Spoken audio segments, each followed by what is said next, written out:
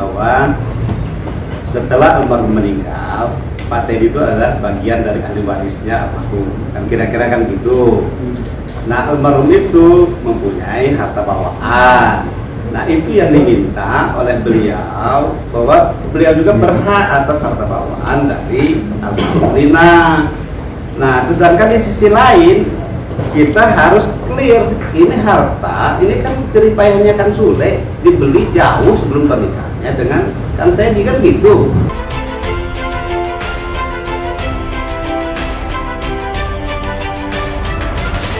Ini ada tambahan lagi ya. Jadi yang ingin ditanyakan juga oleh pihak keluarga itu, dulu ada perhiasan emas satu box, itu lebih kurang nilainya hampir 2 miliar. Itu atas rekomendasi Pak Teddy, itu diserahkan kepada orang yang namanya Iwan. Nah, kemudian perhiasan emas itu dimasukkan ke dalam gentong. Kemudian itu katanya mau dibersihkan ya, gitu ya, ya.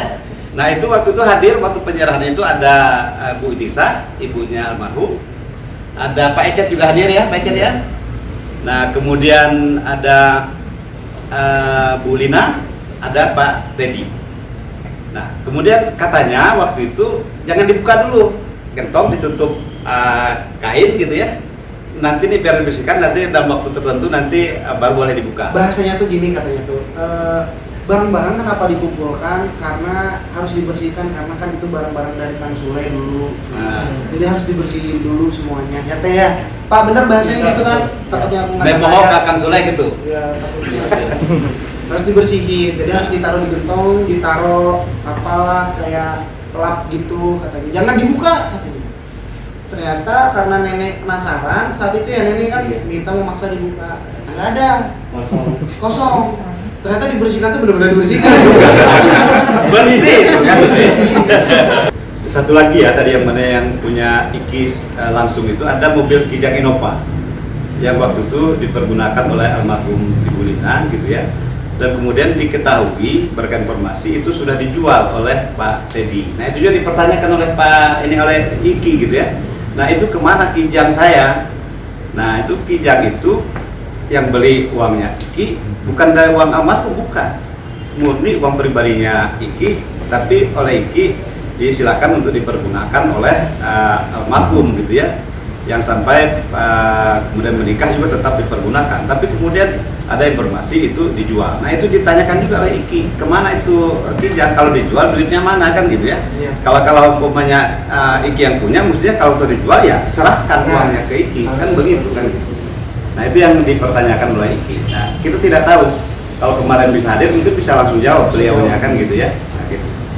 Untuk Putri, kemarin mau dipertanyakan adalah otomatis itu kan hak saya, jadi dikemanakan gitu maksudnya, karena kan almarhumah sudah tidak ada sekarang. Jadi saya mau dipertanyakan hak saya kemana, terus juga jika ada pemasukannya berapa dan kemana, karena itu hak saya.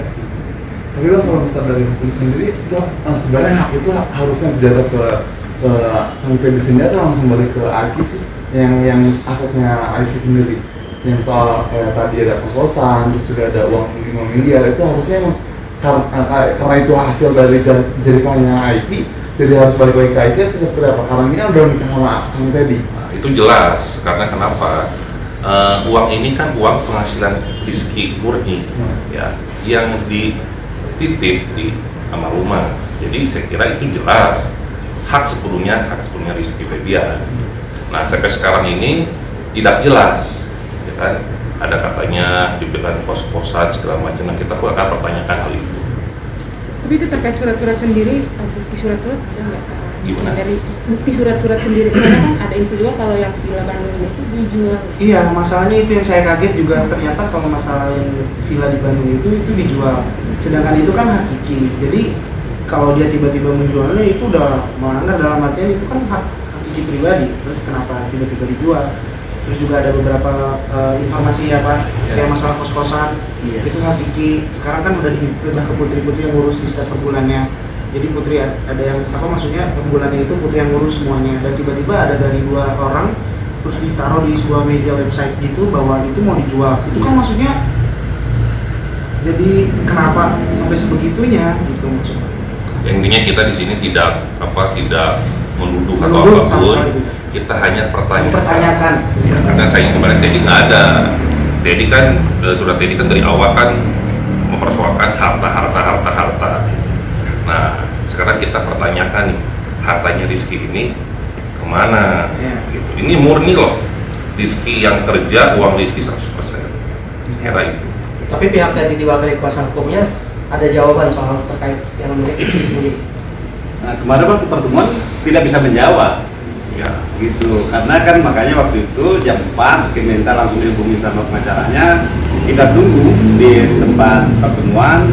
Ya kalau memang memungkinkan, kalau dia niat untuk hadir, saya pikir kita di sana sampai jam 7.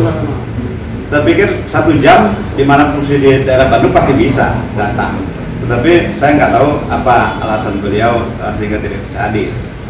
Nah, tapi yang kalau seumpamanya memang Dengan dia hak orang lain, dengan dia menjual dengan tanpa ada pembicaraan segala macam, itu udah menurut saya udah salah. Jadi menurut aku untuk hal itu Ki juga tetap harus meminta pertanggungjawaban dari pihak Pak Teddy, maksudnya dikemanakan saja, karena bukan saja harta hak Kiki saja, maksudnya bisa di sana kita punya apa ya, informasi bahwa banyak sekali hak-hak dari saudara Kiki juga, ada dari nenek Tisa, ada dari diri aku gitu, dan banyak juga aset-aset yang sudah kita tulis, maksudnya yang patut kita pertanyakan itu kemana saja gitu.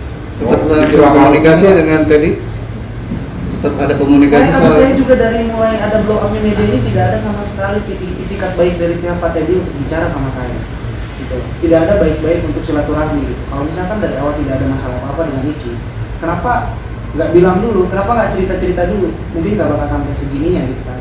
Dan yang sangat disayangkan itu aja gitu loh, dia seorang bapak kan gitu ya, terus tiba-tiba dia menyerang putri gitu yang nggak tahu apa-apa, yang nggak ngerti soal ini gitu, kasihan kan maksudnya. Itu aja sih sebenarnya. Berarti langkah ke depannya apa kalau diambil dari Iki dan Putri tentang hak ini? Apakah mau dilanjutkan secara hukum atau baik-baik keluarga dengan Teddy yang sudah ngomong? Saya kira gini, tentang masalah kan masalah hubungan keluarga ya. Kita akan berusaha maksimal secara kekeluargaan. Tetapi kalau memang tidak ada titik temu, ya kita akan siap untuk mengajukan proses hukum. Berarti Iki juga siap akan mau menempuh hukum dari PT? Iya, saya siap. Kalau misalnya sampai suatu saat nanti belum ada titik terangnya, titik temu gitu, belum tidak ada kepastian dan tidak ada jawaban mengenai hak saya mana, gitu, dan pertanggungjawabannya mana. Gitu. Ayah sendiri supporter seperti apa dengan munculnya kasus ini? Saya memang sangat gini ya, di satu sisi saya memang sangat bersyukur gitu melihat dan mempunyai ayah seperti ayah saya yang sekarang ya gitu ya, melihat kondisi seperti ini dia tetap bertanggung jawab gitu ya, maksudnya mensupport segala macam, walaupun memang sebenarnya sudah tidak ada hak untuk dia ikut campur seperti ini, tapi saya memang sangat senang lagi kemarin ketika Putri yang terkena, ayah memang sangat peduli, ayah sangat support, tiap hari teleponan sama ayah mengenai permasalahan ini, karena mau nggak mau juga di satu sisi itu mental kita masih kena gitu. Apalagi kita public figure yang langsung ngikut banyak orang dan orang-orang lain di sana kan kita nggak pernah boleh memperlihatkan bahwa kita lagi sedih, kita lagi seperti apa gitu. Dan itu tuh apa yang aku rasain ketika kalau Putri yang kena, kita bisa membayangkan gitu, Putri seorang perempuan gitu. Jadi ya kalau dari satu sisi ayah sangat mensupport itu semua. Nah, batu giok ini bentuknya segi 6 atau segi 8 ya, Pak Ecet ya? 16. Segi 6 ya. Gitu, Pak. Lebarnya mungkin lebih kurang 70 cm. Yang kata orang yang ahli katanya berharga itu batu giok. Cuman kita nggak bisa mengatakan berapa nilainya. Tapi itu juga Pak Ecet tahu persis dan Bu Cisah tahu persis, ibunya almarhum, bahwa itu barang itu ada di kediaman bersama pada waktu itu. Saya juga tahu bentuknya. Dan beliau juga, Iki juga tahu. Nah, itu barang itu di mana? Nah, itu juga dipertanyakan oleh keluarga. Nah, masuk keluarga ya mau dikembalikan lah kan, Iya. gitu kan, intinya kan seperti itu. Pak Aki, katanya Pak Teddy itu pernah ngomong sama Aki sama Teh Putri soal hartanya yang 650 juta. Terus 150 jutanya itu dipakai renovasi kosan 32 pintu. Sisanya itu udah gabung sama hartanya almarhumah. Nah itu kira-kira gimana Pak? Ya nanti itu silakan buktikan aja. Kan Surat Teddy yang menyatakan begitu, kan? Nah silakan buktikan. Jadi ini ada informasi dari Pak Ecet ya. Mudah-mudahan Pak Ecet itu informasinya valid gitu ya. Jadi menurut informasi Pak Ecet, dulu memang Pak Teddy itu pernah cerita punya uang 650 juta. Ini informasi dari Pak Ecet ya. Ini orangnya ada nih. Ini Pak Ecet. Nah, jadi kata Pak Ecet, dari uang Pak Teddy itu dipergunakan untuk membuat restoran geprek ya. Geprek, iya. Di mana Pak Ecet? Di Lengket tuh Batu. Batu. Berapa biayanya? Nyewa juga udah 300. Lebih kurang berapa? 500 juta. Sewanya 300. 2 tahun, alat-alat 200 ya 500. 500. Jadi uang Pak Teddy itu sudah habis di sana Iya, gitu ya. habis. Nah, jadi kalau umpamanya katanya ada kos-kosan itu ada uangnya Pak Teddy sebagai uang Pak Teddy ya silakan menilai lah kan gitu ya. Nah, kita kalau umpamanya urusan benar atau tidaknya, kalau mau pembuktian nanti urusan lain gitu ya. Nah, tetapi kan biarlah hati nurani kita yang akan bicara kan gitu ya, apa benar gitu ya itu memang milik beliau, dan juga nanti bisa dibuktikan saksi-saksinya masih ada. Pak Ecek juga masih ada. Terus yang ngurus kosannya juga kita banyak tektokan karena sempat ada beberapa hal yang membuat janggal yang ngurus Pak. Jadi Iya. saat itu bulanan kan biasanya ke Putri semua ya Pak ya, kayaknya bulanan ke Putri semua, tiba-tiba dari pihak Pak Teddy bilang ke yang punya yang ngurus kosan bahwa pengen bulanannya itu udah transfer ke saya aja langsung katanya. Untungnya dan ibu ini tuh langsung ngabarin dulu ke Putri karena tidak ada kabar, tidak ada informasi, tidak ada obrolan baik dulu ke Putri bahwa penghasilannya harus ke Pak Teddy. Nah, maksud aku perihal-perihal kayak gitu kan maksudnya tuh jadi permasalahan nantinya gitu. Kayak tiba-tiba ada 2 orang ditaruh di iklan untuk kosan itu tersebut dijual. Mau dijual. Yang 1 orang sempat kita tegur ya Pak. Iya.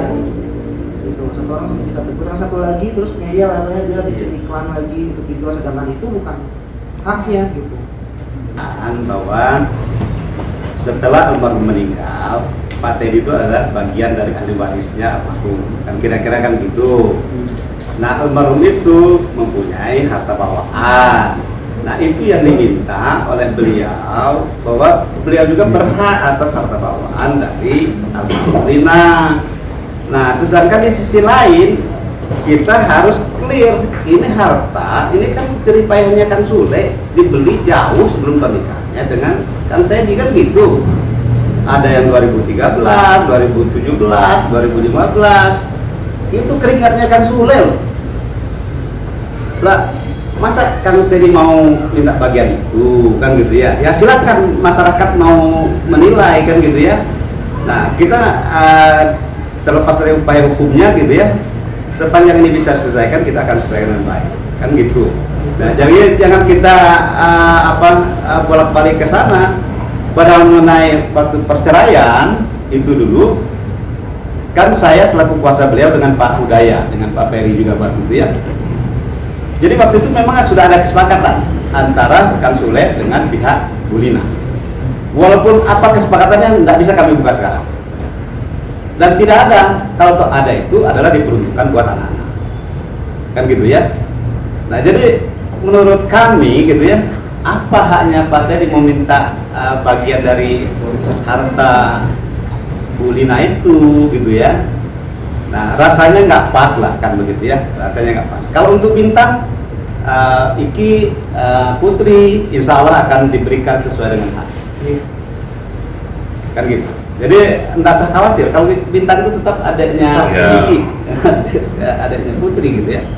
Nah, cuman kalau Pak Teddy meminta bagian dari situ, Apa haknya? apa haknya kan gitu ya. Apalagi di dalam dokumen tersebut ada namanya Rizky, mau diminta juga. Betul. Kan lucu, Ada pun bisa gitu ya. bisa diminta juga, Bisa kan lucu saya bilang. Kita akan mendahulukan ini secara kekeluargaan. Karena walaupun bagaimana ini ada hubungan keluarga Iki dengan adiknya kita. Jadi sepanjang ini bisa kita selesaikan dengan baik secara musyawarah dan kekeluargaan, hal tadi bisa dipertanggungjawabkan oleh Pak Teddy gitu ya. Mengenai hak Bintang juga insya Allah nanti akan dibicarakan. Nah, bisa selesaikan dengan baik. Saya pikir kita tidak perlu menempuh jalur hukum. Karena itu upaya terakhir lah, gitu ya. Kita tidak akan bicara itu dulu. Kita akan upayakan untuk bisa selesaikan dengan baik. Tapi kita mohon kepada Pak Teddy sesuai dengan harapan Iki, Putri dan keluarga yang lain, hal-hal yang tadi dipertanyakan tolong dipertanggungjawabkan dan dijelaskan. Kalau barangnya ada di mana, uangnya ada di mana, kalau masih ada di beliau ya. Kalau memang hanya Iki ya kembalikan ke Iki dan seterusnya. Kalau mobil sudah dijual, ya uangnya mana, ya kembalikan ke itu aja. Tetap mau jalur kekeluargaan dulu ya. Kita akan mendahulukan jalur kekeluargaan. Katanya Teddy dan Jadi kemarin Iki juga sama Putri ke pengacaranya Pak Teddy sudah menyampaikan mohon ke Pak Teddy agar diluangkan waktunya agar kita bisa bertemu langsung. Nah saya kira itu insya Allah disampaikan oleh pengacaranya dan nanti bisa ketemu langsung. Jadi nggak hanya pengacara dengan pengacaranya, tapi kami dampingi Putri dengan Iki bertemu dengan Pak Teddy. Di sana silakan untuk ditemani oleh pengacaranya dan nanti bisa bahkan aku juga diselesaikan. sempat bilang ke pihak pengacara yang di sana, aku sempat bilang kayak gini, kayak kalau misalkan memang mau bermusyawarah, kalau misalkan mau baik-baik, alangkah baiknya dia boleh baik-baik secara kekeluargaan, kata aku. Dan nama sangat disayangkan kan kemarin Pak Teddy nggak datang. Dan akhirnya aku bilang seperti ini, kalau misalkan memang mau berkeluargaan, kata saya, ayo diobrolin baik-baik, ketemu lagi, kita obrolin semuanya, maunya semoga ada titik terang gitu ya di sana. Tapi kata saya itu, tapi please tolong, kata saya tuh jangan membuat statement yang aneh-aneh, kata aku di luar sana. Saya sudah sampaikan ke pihak pengacaranya.